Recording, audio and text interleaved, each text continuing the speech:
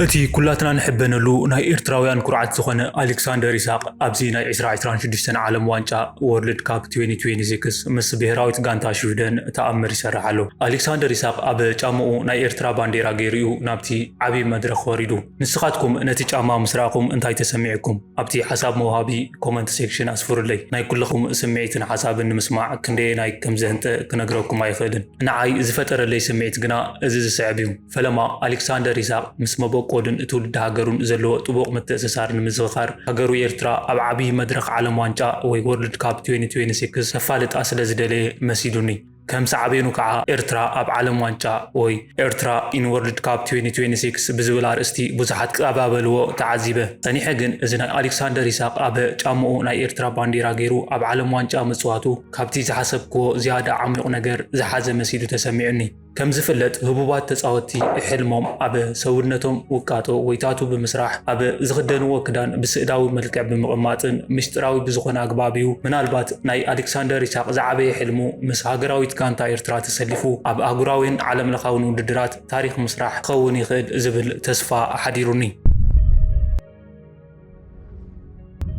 أمو نلومي إذا حزكلكم فولي مدب منقدي عاوتن فتنان ألكسندر إسحاق ززنتيو زاقيد أبز تقبرون عالم وانشا 2026 سلسة صواتاتات حدا قول أقصيرو سلسة ناقول زغنا عاساسو أغبيليو نتي عبي دراما زنبرا قداماي صوتا شودن حمشتنا حدا تنوزيا ألكسندر إسحاق نايتي جواتا بلوز تجواتاي وي مان أوف ذا ماتش زتبعالو اللغوينالو سكاب حزي زمزقبهم كبرو سنات أب ميدان كاب ميدا وطان زلو زمارغ سبقنان كنزن تولينا تخلقلتي كم زي لو غيرو كعالفهم كلو ريخم تخونيخم روكيت زمسلو حيالات كعساسو نامربب كسدد كلو برقص ريخم ويخم سبو مسجلة عبيتي كلابات عالم كتحاز كلهون سميعكم وتقونيكم قنا بزعبا اتحاد كابتن بولوساتن دسلوساتن أكراد ما زلون أتقعي كعسو اقر زخونة ألكسندر إسحاق بحقي كسب كندينا يتفلتو نسخاتكم من البات زي تفلتوهم بزعبا ألكسندر إسحاق 10 نقرات كم زي سعب كعلكم حدا اتي سور وي مبوكال إسحاق ألكسندر إسحاق أب 1999 أب تولنا زبالت وسن كتما ستوكهولم شويدن توليدو جن زانتو كابتي زحول صرقاتات ناي سكاندينيفيا أزيو رحيقو يزجمر أشحات مايلات رحيقو أبتحتي نقوص صحاي مبراق أفريقيا ولدو هيوتهم نزل عالم زقيرو سانة كوسنو نبرم هاجروم إيرترا بسنكي كوناتن بوليتيكا وقلولاون ناي زي مرقاق بوتا خوينا نيرا أب موداتا عامتات 19 عدوم حديقهم كوصو ناي مكرا وسانة وسنو سلام نمدلاي أهقورات شغرو نتي إزلمدو وقريفهم نابتي زي فلتو تقوعزو شودن زحول رحقتن قوانان زنبرت هاجر معقوبيتهم كونت ألكسندر أب شودن توليدو كوان تعبي مستي إيرتراوي سورو زلو متأسسار فلسي ما يتفن أب كل 19 شومونتن نمجمرا غزي ناب إيرترا بسيحو ناي هيوتي اتي بلوس مقش هايلو دما صويعوه نبيت سبوت رايا كونن بسيحو أب عودتو أب أسمرا مسركبو تحتوت بركي ناي كوعشو أقري بروجكتات تراخيبو كبابياوي صوتاتات كوعش أقرون تعذيبو محبر سب قل نقر من ملاس بمدلاي ندليتات ناي مناسيات مدباتون دقف أبركيتو كوعشو أقرقن أب مصاوت بوتات راي زرخبو نقراي نبرن أب دمو زلو نقريو أبو أب إيرتراويان ناي موياوي بروفيشنال تتصاوتاي نيرو عبي حوون عبي صدوا نيبرو يتبابعون مسؤ خوينو يسلطرون كمون كابنو اشتو جميرو اتناي وددر منفس كلو حقي زوايو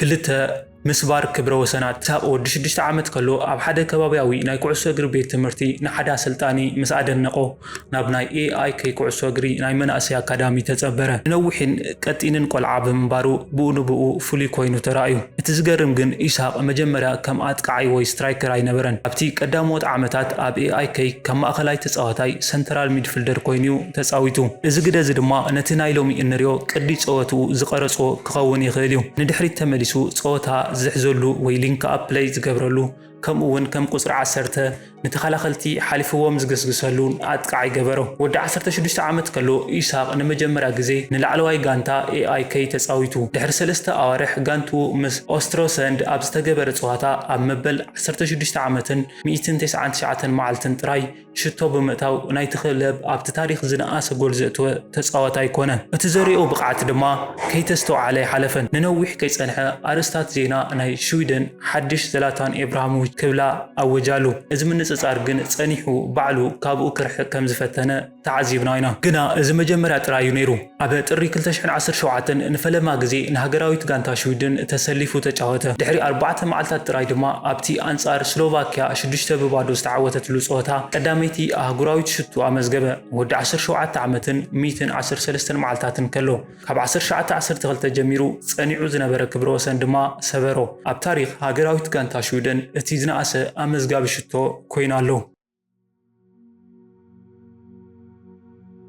ሳልሳይ እቲ ናይ ሓቂ ኣሌክሳንደር ኢሳቅ ንኣሌክሳንደር ኢሳቅ ፈለማ ክትሪኦ ከለኻ ነዊሕ ቁመት ነዊሕ ስጉምቲ ከም ልሙድ ሓይሊ ዝጥቀም ማእኸላይ ኣጥቃዒ ወይ ታርጌት ማን ክኸውን ትጽበዮ ትኸውን ግን ን5 ደቂቓ ጥራይ እንተሪኢኻዮ ካብኡ ፈጺሙ ዝተፈለየ ምዃኑ ትርዳእ ኢኻ ብቕልጣፈ ዝብገስ ኩዕሶ ኣብ እግሩ ከላ ብጣዕሚ በሊሕ እቲ ብፍላይ ኣብ ጸበብቲ ቦታታት ዘሪኦ ናይ ምሽላኽ ወይ ድሪብሊንግ ክእለቱ ድማ ብሓቂ ዝያዳ ግምጋመ ዝህቦ እዩ ንድሕሪት ተመሊሱ ምስ መጻምቱ ናይ ምስግጋር ጸወታ ክሰርሕ ሊንክ ኣፕ ፕሌይ ክገብር ድሕሪኡ ድማ ተመሊሱ ባዕሉ ነታ ምንቅስቓስ ብሽቶ ክዓጽዋ ፍሉይ ክእለት ኣለዎ እዚ ድማ ንተኸላኸልቲ ዓብዪ ርእሲ ሕማም ዝገበሩ ናብ ማእኸል ከይዶም ክስዕብዎ ወይስ ኣብ ቦትኦም ጸኒሖም ብድሕሪኡ ብቕልጣፈ ክቕድሞም ዝውጠሩ ሕጂ ስዊድናዊ ስለ ዝኾነን ኣብ ቅድሚት ስለ ዝጻወትን እቲ ምስ ዘላታን ዝግበር ንጽጽር ዘይተርፍ ነገር ነይሩ ነገር ግን ናይ ኢስራቅ ስራሕቲ እንተተኸታቲልካዮ ወይ ቃለ ምሕተቱን ተሰሚዕካዮ ነዚ ስም እዚ ከም ዘይፈትዎ ክትፈልጥ ኢኻ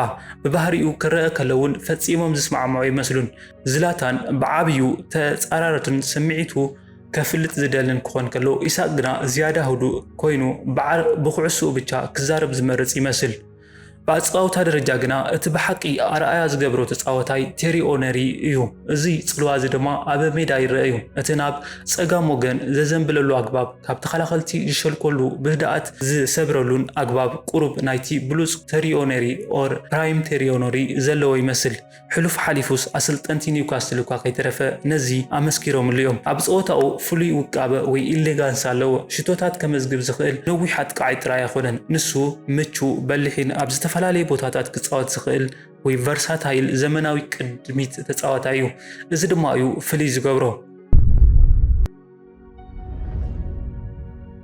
ራብዓይ እቲ ቃልሲ ኣብ 2017 ኣሌክሳንደር ኢሳቅ ካብቶም ኣብ ኤውሮፓ ተስፋ ዝተዋሃበም ዘለው መናእሰያታት ቃዕቲ ሓደ ኮይኑ መጸ ድሕሪ ኣብ ታሪኽ ሃገራዊት ጋንታ ስዊድን እቲ ዝነኣሳ መዝጋቢ ሸንቶ ብዃኑ ኣብ ማእኸል ሓያል ናይ ምሽግጋር ወይ ትራንስፈር ውድድራት ተረኸበ ሪያል ማድሪድ በብርቱዕ ተወዳደርቲ ናይቲ ሽግግር ኾነት ናይቲ እዋን ጸብጻባት ከም ዝሕብርዎ ናብ ቤርናባው ንምምጻእ ኣስታት 8 ሚልዮን ዩሮ ኣቕሪቦም ነይሮም እዚ መብዛሕትኦም ወዲ 17 ዓመት መናእሰያት 200 ከይሓሰቡ ዝቕበሉ ዓይነት ዕድል ነይሩ ኢሳቅ ግና ሓሲብሉ ኣብ ክንዲ ትዕድል ንቦርሺያ ዶርትመንት መረጸ እቲ ሓሳብ ንጹር ነይሩ ዶርትመንት ንመናእሰያት ብምትእምማን ክእለቶም ብምስልጣንን ናብ ቀዳማይ ጋንታ ንጹር መገዲ ብምፍጣር ዓብይ ሽም ዘጥሬት ክለብያ ብወረቐት ደረጃ ፍጹም ምሽግጋር ዝመስል ነይሩ ነገር ግን ኩዕሶ እግሪ ብወረቐት ብቻ ኣይውሰንን ኢሳቅ ድማ ድሮ ብፍሉያት መጥቃዕቲ ተጻወቲ ኣብ ዝተጨናነቐት ጋንታ ይበጺሑ ከም በዓል ዑስማን ዴምቤሌ ክሪስቲያን ፑልሲች ከምኡውን ፒየር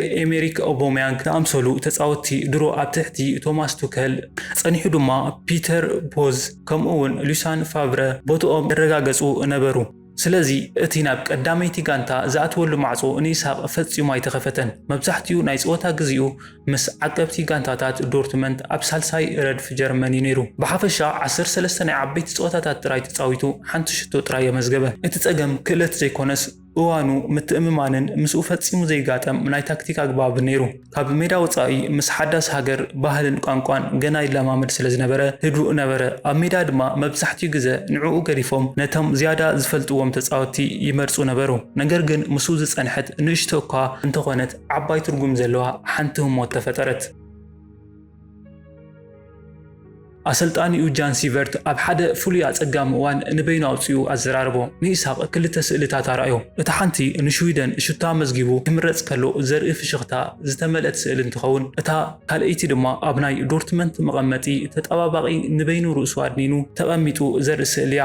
እዚ ድማ መን ክኸውን ከም ዝኽእልን መን ክኸውን ኣብ ሓደጋ ከም ዘለዎን ዘዘኻኽር ህዱእ መጠንቀቕታ ነበረ። እታ ህሞት እቲኣ ምስኡ ጸኒሓ እያ እንደገና ትኹረት ክገብርን ክህነጽን ድማ ሓገዘቶ። ኣብ መጀመርታ 2019 እታ ክለብ ናብ ሆላንድ ንዊልያም ቱ ብልቃሕ ክትሰዶ ወሰነት። እዚ ድማ መጀመርያ ናይ መቐይሮ ነጥቢ ኮነሉ። ነገር ግን እተን ኣብ ዶርትመንት ዝሕለፈን 2 ዓመታት ዘሕርቃ እኳ እንተነበራ ንኢሳቅ እቲ ነፍሲ ወከፍ መንእሰይ ተጻዋታይ ብግድነት ዘድልዮ ናይ ሓቂ ትምህርቲ ሂቦኖ እየን። ክእለት ጥራይ ዕድል ከም ዘየውሕስ ምስክር ዝኾና ህያብ ነይረን። ሓደ ግዜ ድማ ዕቤት ማለት ናብ ቅድሚ ምስጓምኻ ንድሕሪት ምምላስ ማለት እውን ምዃኑ ዘርእያ ነይረን።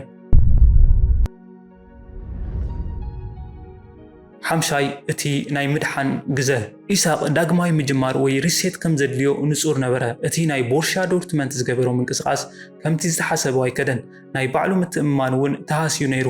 ስለዚ ናብቲ ሆላንዳዊት ጋንታ ዊልያም ቱ ብልቃሕ ንክኸይድ ዕድል ምስ መፀ ኢሳቅ ብክልተ ኣዳው ተቐበሎ። ኣብ ቱልበርግ ነፃነት ረኸበ። ኣብ 16 ናይ ኤር ዲቪዜ ፀወታታት ጥራይ 13 ሽቶታት ኣመዝጊቡ 6 ሓገዝቲ ኩዕሶታት ወይ ኣሲስት ድማ ሃበ። ኣብ ታሪክ ኤር ዲቪዜ ኣብ 12 ተኸታተልቲ ፀወታታት ሽቶ ብምምዝጋብ እቲ ቀዳማይ ወጻእተኛ ተፃዋታይ ኮይኑ ዕኑብኡ ድማ ናብ ውድድር ሓድሽ ክብረ ወሰን ሰበረ። ብተወሳኺ እውን ኣብ ሓደ ፀወታታት 3 ፍጹም ቅጽዓት ወይ ፔናልቲስ ብምምዝጋብ ሃትሪክ ክሰርሕ ከሎ እዚ ድማ ኣብቲ ውድድር ቅድሚ ሕጂ ዝኾነ ይኹን ተፃዋታይ ተገይሩ ዘይፈልጥ ታሪኽ እዩ ነይሩ። ነገር ግን እቲ ኣብ ዊልያም ቱ ዘሕለፎ ግዜ ብሽቶታት ጥራይ ዘይተወሰነ ኣይነበረን።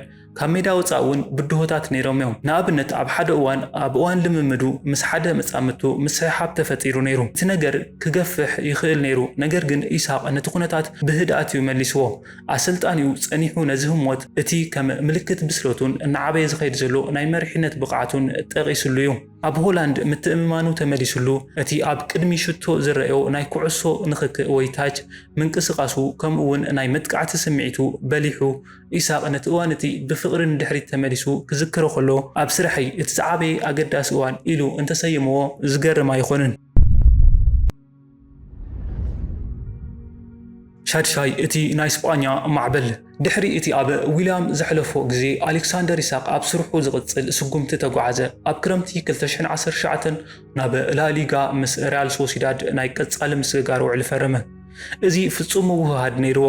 ሓያል ናይ ኩዕሶ እግሪ መንነት ዘለዋ ንመንእሰያት ቆላሕታት ትህብ ከምኡ እውን ምስ ፍሉይ ብቕዓትን ኢሳቅ ዝስማዕማዕ ናይ ኣጻውታ ኣግባብ ዘለዋ ክለብ ነይራ።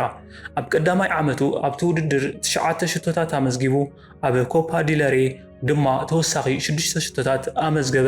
ነገር ግን እቲ ኣብ ናይ ዋንጫ ውድድር እቲ ንኣገማምዳ ስርሑ መጀመርቲኡ ዝጸለወ ፍሉይ ህመት ዝረአየ ኣብቲ ናይ ሳንቲያጎ ቤርናቦ ዝተኻየደ ናይ ርብዒ ፍጻመ ውሳነ ፀወታ ነይሩ። 2 ሽቶታት ኣመዝጊቡ ሳልሰይቲ ሽትኡ ብናይ መስመር ዳኛ ኦፍሳይድ ክትስረዞ ከላ ንሓንቲ ሽቶ ድማ ባዕሉ ኣመቻችዩ ሃበ። እዚ ድማ ኣንጻር ሪያል ማድሪድ ኣብ ዝተገበረ 4-3 ብምዕዋት ነቶም ናይ ውድድር ቀንዲ ሕጹያት ዝነበሩ ጋንትኦም እሞ ድማ ኣብ ሜዳኦም ኣውፅኦም። ኣብ ዝቐጸለ ዓመት እቲ ናይ ዕቤት ጉዕዙ ቀጻሊ ኮነ። ብኡንብኡ ድማ ምስ ናይ ሕጂ ናይ ኣርሰናል ሓለቓ ወይ ካፒቴን ዝኾነ ማርቲን ኦዲጋርድ ጽቡቕ ምውህሃድ ፈጠረ። ኢሳቅ ነቲ ናይ 2021 ናይ ላሊጋ ውድድር ብ17 ሽቶታት ዛዘሞ። ኣብቲ መስርሕ ድማ ገና ወዲ 21 ዓመትን 146 መዓልትታትን ከሎ እዩ። ኣብ 5 ተኸታተልቲ ፀወታታት ሽቶ ብምምዝጋብ ኣብ ታሪክ እቲ ዝነኣሰ ተፃዋታይ ኮነ። እዚ ክብረ ወሰን እዚ ቅድሚ ሕጂ ብሰርጂዮ አጌሮ ንኣትሌቲኮ ማድሪድ ከምኡ እውን ብሳሙኤል ኤቶ ንባርሴሎና ተታሒዙ ጸኒሑ እዩ። ኢሳቅ ኣብ እስጳኛ ዘሕለፎ ግዜ ብዝበለጸ ክጥቀመሉ ቆራጽ ምዃኑ ኣርኣየ። ነቲ ቋንቋ ናይ ምምሃር ጉዳይ እውን ብኡንብኡ ትኹረት ሓዞ። እዚ ድማ ገና ናብ ሳን ሳብስቲያን ከይበጽሐ ከሎ ኣብ ሽዊደን ዝነበሩ ናይ ቀደም ናይ እስጳኛ መምህሩ ኣዘራሪብዎ እዩ። ንሱ ድማ ነቲ ቋንቋ ንምምሃር ፍጹም መሰረት ሃቦ። ኣብ 2022 ናብ ኒውካስትል ክሳብ ዝገዓዝ ኢሳቅ ንሪያል ሶሲዳድ ኣብ 132 ፀወታታት 44 ሽቶታት ብምምዝጋብ ኣብ ኤውሮጳ ካብቶም ዝሕጉሱ መናእሰያት ኣጥቃዕቲ ሓደ ኮይኑ መጸ። ሸውዓተ እቲ ናይ ማግፓይስ ወይ ኒውካስትል ፍሉይ ብቕዓት ኣብ ነሓሰ 2022 ኒውካስትል ዩናይትድ ንኣሌክሳንደር ኢሳቅ ካብ ሪያል ሶሲዳድ ንምምፃእ 70 ሚልዮን ዩሮ ብምኽፋል ናይ ምሽግጋር ክብረ ወሰን ክሰብር ከሎ ንጹር ናይ ዓወት ዓላማ ዘለዎ ምዃኑ ዘርኣየሉ ነይሩ። ኣብቲ እዋን እቲ እዚ ነገር እዚ ንብዙሓት ዘገረመ ኾነ። ምክንያቱ ኢሳቅ ኣብ እስጳኛ ዘደንቕ ብቕዓት የርኢ እኳ እንተነበረ ኣብ ቀጻሊ ብቕዓቱ ወይ ኮንሲስተንሲ ግና ገና ጥርጣረታት ነይሮም እዮም። 70 ሚልዮን ዩሮ ርኡይ ወፍሪ ነይሩ። እንተኾነ ነቲ ዝተኸፈለ ዋጋ ግቡእ ምዃኑ ንምርኣይ ነዊሕ ግዜ ኣይወሰደሉን። ኣብቲ ኣብ ኣንፊልድ ዝተገበሩ ናይ ቀዳማይ ፀወቱ ብፈለማ ዝሃረማ ኩዕሶ ሽቶ ኣመዝገበ። እቲ ኣንጻር ሊቨርፑል ብህድኣት ዝሰበረ ኣግባብ ንቕድሚት ዘሪኦ ንዝነበረ ብቕዓት እውን ፍንጭ ዝሃበ ኾነ። ኣብቲ ቀዳማይ ዓመት ብምኽንያት መጉዳእቲ ዝተፃወቶም ፀወታታት ውሕዳት እኳ እንተነበሩ ኣብ 22 ፀወታታት ጥራይ 10 ናይ ፕሪምየር ሊግ ሽቶታት ከመዝግብ ክኢሉ እዩ። ነገር ግን ኣብቲ ዝቐፀለ ዓመት እዩ ኢሳቅ ንገዛ ርእሱ ኣብ ፕሪምየር ሊግ ብሓቂ ዘላለየ 21 ሽቶታት ብምምዝጋብ ድሕሪ ኣለን ሸረር ኣብ ሓደ ናይ ውድድር ዓመት ናይ 20 ሽቶታት ዕንቅፋት ዝሰበረ ቀዳማይ ተፃዋታይ ኒውካስትል ኾነ። ኒውካስትል ኣብ ሕሉፋት ዓመት ከም በዓል ፓፒስ ሲሴ ከምኡውን ዴምባባ ዝኣምሰሉ ሓያላት ተጥቃዕቲ ተፃወቲ ከም ዝነበርዋ ክርአ ከሎ ከዓ እዚ ቁሩብ ዘገርም ኣሃዚ ኮይኑ ንረኽቦ። ነገር ግን ኢሳቅ እዩ ኣብ መወዳእታ ነቲ ናይ ሸረር መዐቀኒ ዘጠባበቆ። ኣብ ኤውሮጳ እውን ታሪክ ሰሪሕ እዩ። ኒውካስትል ናብ ሻምፒየንስ ሊግ ኣብ ዝተመለሰትሉ እዋን ኢሳቅ ኣብቲ ውድድር ሽቶ ብምምዝጋብ ካብቶም ኣብ 2 ሚሊዮናት ዝተወለዱ ተፃወቲ እቲ ቀዳማይ ኮነ። እቲ ናይ ተኸታተልቲ ሽቶታት ናይ ምምዝጋብ ጉዕዞ ድማ ብኡ ንብኡ ኣየብቅዕን። ኣብቲ ናይ 2024-2025 ናይ ውድድር ዓመት ኣብ 8 ተኸታተልቲ ናይ ፕሪምየር ሊግ ፀወታታት ሽቶ ኣመዝገበ። እዚ ድማ ቅድሚ ሕጂ ብኣለን ሸረር ተታሒዙ ዝነበረ ናይ እቲ ክለብ ክብረ ወሰን እንደገና ሰቢርዎ እዩ። ንገዛ ርእሱ ድማ ከምኒ ሩድ ቫን ኒስተርሎይ፣ ጂም ቫርዲ ከምኡውን ንዳንኤል ስተረጅ ኣብ ታሪክ እቲ ውድድር ነዚ ክገብሩ ዝኽኣሉ ውሕዳት ፍሉያት ተፃወቲ ሓደ ኮይኑ ክስለፈ ኽኢልዎ። ሕጂ ኣብ መጀመርታታት 2025 ኢሳቅ ንኒውካስትል ኣብ ኩሉ ውድድራት ኣብ 107 ፀወታታት 62 ሽቶታት ኣመዝጊቡ ኣሎ። እዚ ዝረኣዮ ብቕዓት ድማ ካብቶም ኣብ ኤውሮጳ ዘሎ ዓበይቲ ክለባት ድሌት ክለዓል ኣኺልዎ እዩ። ነገር ግን ኒውካስትል ንዕኡ ሸይጦም ገንዘብ ክረኽቡ ዝደልዩ ኣይመስሉን ነይሮም። በቲ ናይ ስዑዲ ዋንነቶም ዝድገፉ ዘለዉ ክለባት ንዕኡ ብ150 ሚልዮን ዩሮ እኳ ከይተረፈ ከም ዘይሸጥዎም ዝናገሩ ነይሮም። ንሳቶም ንኢሳቅ ከምቲ ናይ ነዊሕ እዋን ዕላሞም ቀንዲ ማእኸል ገይሮም እዮም ዝርእይዎ። እቲ ዕዳጋ ድማ ነቲ ዋጋ የንፀባርቁ ነይሩ። ብግምት እውን እስካብ 100 ሚልዮን ዩሮ ናይ ዕዳጋ ዋጋ ዘለዎ ኢሳቅ እስካብ ዝተወሰነ እዋን ኣብ ዓለም ኩዕሶ እግሪ ካብቶም ክቡራት ኣጥቃዕቲ ሓደ ኮይኑ ግን ድማ ኣብ ኒውካስትል ይቕፅል ነይሩ። በቲ ሰዓት ገና ወዲ 25 ዓመት ጥራይ መንእሰይ ነይሩ። ፀኒሑ ግና ኣሌክሳንደር ኢሳቅ ካብታ ኣብ 2022 ዝተፀንበራ ድሕሪ 70 ዓመት ዋንጫ ካራቦ ካፕ ክትዓትር ዘኽኣላ ኒውካስትል ወፂኡ ምስ ሊቨርፑል ተፀንበረ። እዚ ድማ መስከረም 2025 ምዃኑ እዩ። ከመንተ ካብ ክብረ ወሰን ክሳብ ጉድኣትን ተስፋን ናይ ሊቨርፑልን ኣሌክሳንደርን ኢሳቅ ዓመት። እዚ ዓመት እዚ ንሊቨርፑል ሓድሽ መድረኽ ዝጅምረሉ ዓመት ክኸውን እዩ ተባሂሉ ተገሚቱ ነይሩ። እቲ ናይ መወዳእታ ቆራፅ ናይቲ ምስሊ ድማ ሓደ ሰብ ጥራይ ነይሩ፣ ኣሌክሳንደር ኢሳቅ። ደገፍቲ ቀይሕ ክዳን ተኸዲኑ ታሪክ ክሰርሕ ክጽበይዎ ነይርዎም። ግናት ሕልሚ ናብ ዘይተጸበናዮ ናይ ሙከራ ዓመት እዩ ተቐይሩ። መስከረም 2025 ሊቨርፑል ንዓለም ዘገረመ ዜና ኣውፅአት። ብ125 ሚልዮን ፓውንድ ናይ ብሪጣንያ ናይ ዝውውር ክብረ ወሰን ብምስባር ንኣሌክሳንደር ኢሳቅ ካብ ኒውካስትል ኣፈረመቱ። ኢሳቅ ኣብ ቀዳማይ ቃለ መጠይቁ ኣብዚ ዓብይ ክለብ ታሪክ ክሰርሕ ከም ዝደሊ መጀመርቱ እውን ተስፋ ዝህብ ነይሩ። አንጻር አትሌቲኮ ማድሪድ ሳውዝሃምፕተንን ዘመዝገበን ጎላት ነቲ ምስ ፈርናንዶ ቶሬስ ዝነበረ ምምስሳል መሊሱ ክበራበር ገበሮ። ግን እቲ ናይ ሓጎስ ግዜ ነዊሕ ከይጸንሐ ብዕለት 20 ታሕሳስ 2025 ኩሉ ነገር ተቐየረ። ኢሳቅ ኣብ እግሩ ብዘጋጠሞ ናይ ዓጽሚ ከቢድ ስባር ካብ ሜዳ ረሓቐ። እዚ ዜና እዚ ንናይ አንፊልድ ስታዲየም ዘደንዘዘ ነይሩ። እቲ ናይ 125 ሚልዮን ፓውንድ ተፃዋታይ ን4 ወርሕ ካብ ሜዳ ክወፃእ ኾነ። ናይ ሊቨርፑል ናይ መጥቃዕ መስመር ድማ ዋና ዓንዲ ርእሱ ጠፍኦ። ብዘይ ኢሳቅ ሊቨርፑል ክወድቕ ጀመረ። እቲ ናይ መጥቃዕቲ ሓይሉ እውን ጠፊኡ፣ ውፅኢታት እውን እናተበላሸው ኸዱ። ኣብ መወዳእታ ሊቨርፑል 50 ደረጃ ሒዙ ነቲ ዓመት ዛዘሞ። እዚ ድማ እኹል ኣይነበረን። እቲ ዋንጫ ዘምፀ ኣሰልጣኒ ኣርነ ስሎት ካብ ስርሑ ተሰጎገ። ስሎት ኣብ ናይ ስንብት ደብዳቤኡ እቲ ምትእስሳር ካብ ኩዕሶ እግሪ ንላዕሊ እዩ ክብል ንደገፍቱ ኣመስጊኑ እዩ። ሕጂ ግና ሊቨርፑል ኣብ ናይ ሓዱሽ መድረኽ ይጥመት ኣሎ። ሓዱሽ ኣሰልጣኒኡ ኤራኦላ ናይ 2 ዓመት ውዕሊ ፈሪሙ ኣሎ። እቲ ንሱ ዝጥቀመሉ ናይ ጸቕጢ ወይ ፕሬሲንግ ጸወታ ነዚ ሕጂ ምሉእ ጥዕንኡ ረኺቡ ዘሎ ኣሌክሳንደር ኢሳቅ መሊሱ ከበራብሮ ዝኽእል ዓብዪ ዕድልን ዓብዪ ተስፋን ኮይኑ ኣሎ። እቲ ዝሓለፈ ዓመት ናይ ሙከራ ነይሩ፣ እቲ ዝመጽእ ዓመት ግና ናይ ሕነ ምፍዳይ ክኸውን ኩሉ ብተስፋ ይጽበዮ ኣሎ። شعات فلما تساتفو علم وانجان مصايون ابز اواን እዚ ኣሌክሳንደር ኢሳቅ ንፈለማ ግዚኡ ኣብ ዋንጫ ዓለም ይሳተፍ ኣሎ። ኣብቲ ዘካየድ ዘሎ ናይ መጀመርያ ጾታታት ድማ ሓንቲ ሽቶ ብምዝጋብ ሰለስተ ሽቶ ዝኾና ኳዕሳሱ ንብጾቱ ብምቕባል ፍሉይ ድንቂ ብቕዓቱ የርእየና ኣሎ። እዚ ፍጻመ ንሱ ኣብ ኣህጉራዊ መድረኽ እውን ክሳብ ክንደየናይ ወሳኒ ተጻዋታይ ምዃኑ ዘመስከረ ኮይኑ ቀንዲ ዕላማ እዚ ኤርትራዊ ስዊድናዊ ኮኸብ ምስ ሓድስ ጋንትኡ ሊቨርፑልን ከምኡ ድማ ምስ ሃገራዊ ጋንትኡ ዓበይቲ ዋንጫታት ምዕታር እዩ። ካብ ሓፋር መንእሰይ ተጻዋታይነት ናብ ዓለም ለኻዊ ደረጃ ዘሎ ኣጥቃዓይ ንምዃን ክመጽኦ ዝጸንሐ ጉዕዞ ምስክር ጻዕሩ ተውህቡኡን ተወፋይነቱን ኮይኑ ኣብ ክብርታቱ ጸኒዑ ብድሆታት ናይ ምግጣም ዓቕሙ እውን ንብዙሓት ኣብነት ኮይኑ ኣሎ። ዛጊድ ኣብ ዝተገበረ ሰለስተ ጸወታታት ዓብዪ ድራማ ቀዳማይ ጸወታ ስዊድን 5-1 ቱኒዝያ ብምድምሳስ እዮም ወርልድ ካፕ ጀሚሮሞ። ኣብዚ ጸወታ እዚ ኣሌክሳንደር ኢሳቅ ባዕሉ ሓደ ሽቶ ኣእትዩ ክልተ ኣሲስት ድማ ንብጾታ ኣመቻችዩ። ካልኣይ ጸወታ ኔዘርላንድ 3-1 ስዊድን ኣብዚ ጸወታ እዚ ስዊድን ተሳዒራ ግን ኢሳቅ ኣብኡ እውን እንተኾነ ሓንቲ ኣሲስት ብምሃብ ብቕዓቱ መስከረ። ሳልሳይ ጸወታ ጃፓን 1-1 ስዊድን እቲ ናይ መወዳእታ ወሳንን ጸወታ ስዊድን ሓንቲ ነጥቢ ጥራይ ተድልያ ነይራ። ኣብ ትሕቲ እቲ ኣሰልጣኒ ግርሃም ፖተር እዚ ናይ ሊቨርፑል ቀዳሚ መስመር ተጻዋታይ ኢሳቅ ናዚ ውድድር ኮኸብ ኮይኑ እናተረኣየ እዩ። መሪሕነቱ ኢሳቅ ኣብ ውሽጢ ሜዳ ንጋንቱ ዝመርሐሉ ዘሎ ኢንጂነር ኮይኑ ኣሎ። ምስቲ መሻርክቱ ቪክተር ዮኮሬሽ ብምዃን ንተኸላኸልቲ ናይ ተጻራርቲ ጋንታታት ከንቀጥቅጥዎም ንዕዘብ ኣለና። እሞ ትጽቢትኩም እንታይ ይመስል? ሕጂ ስዊድን ናብቲ ናይ መወዳእታ 32 ወይ ከዓ ራውንድ ኦፍ 32 ሓሊፋ ኣላ። እቲ ዝቕጽል መጻረሪ ጋንታ ቀሊል ኣይኮነን። ምስታ ናይ ዝውድድር ዓብዪ ግምት ተዋሂብዋ ዘሎ ፈረንሳይ ክትገጥም ኣሌክሳንደር ኢሳቅ ንፈረንሳይ ስዒሩ ናብ ዝቕጽል ክሓልፍ ናኹላትና ትጽቢትና እዩ። እስኪ ኣብ ኮመንት ኣጻሓፉለይ ኢሳቅ ኣብ ፈረንሳ ሽቶ ከእትዩ ኢልኩም ዶ ትሓስቡ? 10 እቲ ካብ ሜዳ ወጻእ ዘሎ ስብእና ኢሳቅ ኣብ ሜዳ ኣሌክሳንደር ኢሳቅ ኣብ ዓለም ኩዕሶ እግሪ ካብቶም ኣዝዮም ህዱኣትን ምኩራትን ኣጥቃዓይ ሓደ እዩ። ካብ ሜዳ ወጻእ ግና ህዱእ ባህሪ እዩ ዘለዎ፣ ምእዙዝ ትሑት፣ ነገር ግን ሓደ ግዜ ፍሉይ ዝበለ ናይ ዘይተጸበኻዮ ናይ መስሓብ ክእለት ወይ ክሪስማ ዘርኢ ዓይነት ፈጺሙ ዝተፋለየ ጎኑ የርእየካ።